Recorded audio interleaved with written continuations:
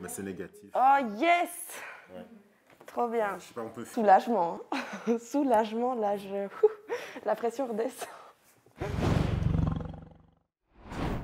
Rachel est venue se faire dépister du VIH. Elle est l'une des rares en ces temps de crise sanitaire à s'être rendue dans un centre de dépistage. Elle ignorait en effet qu'ils étaient toujours ouverts. Je n'ai rien vu dans les médias et je ne m'y intéresse pas spécialement, donc c'est pas une information qui va me revenir si je ne la cherche pas moi-même. On observe une baisse significative du nombre de dépistages dû à la crise sanitaire. La plateforme Prévention SIDA en comptait pourtant 600 l'année passée. Mais cette année, elle n'en recense plus qu'une centaine. Thierry Martin explique les raisons de cette diminution. Premièrement parce que voilà, les centres de dépistage ont été fermés, notamment lors du premier confinement. Et maintenant, avec le deuxième confinement qui est un peu différent, oui, les centres restent ouverts, mais les gens ont toujours peur d'attraper le Covid. S'il y a une réduction des tests de dépistage, c'est aussi dû au manque d'action sur le terrain. Samy est employé chez Execo, une association pour les hommes qui ont des relations sexuelles avec d'autres hommes. En temps normal, on intervient aussi dans les soirées. On va faire de la prévention dans les fêtes, on va faire de la prévention dans les parcs. Et ça, en fait, aujourd'hui, on ne peut pas parce qu'il y a le couvre-feu aujourd'hui. Et ça nous empêche, en fait, d'aller avoir des publics qu'on n'aura nulle part ailleurs.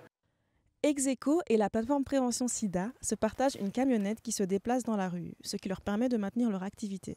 On va dans des quartiers pour offrir un dépistage gratuit et rapide pour pouvoir dépister un maximum de personnes.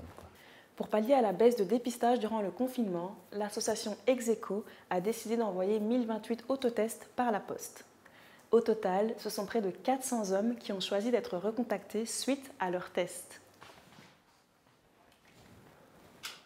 Alors c'est ici qu'on réalise les autotests. Il y a déjà des enveloppes qui sont un peu préparées.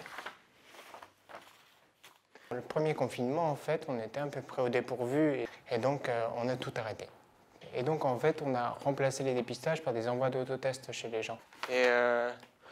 Et après, on peut mettre quelques capotes dedans. Si la personne en a demandé, on a des capotes standards, des capotes XL. Donc là, ça fait un peu vulgairement, mais en fait, on écrit en fait l'adresse de la personne dessus, on met le timbre et après, on envoie ça à la poste. Selon un rapport de l'ONU, l'année 2020 aura causé un grand retard au niveau de la prévention des contaminations. 1,7 million de personnes a contracté le VIH, soit plus du triple de l'objectif mondial. Des chiffres alarmants qui démontrent une fois de plus l'importance de se faire dépister. Une bonne fin de journée. Au revoir.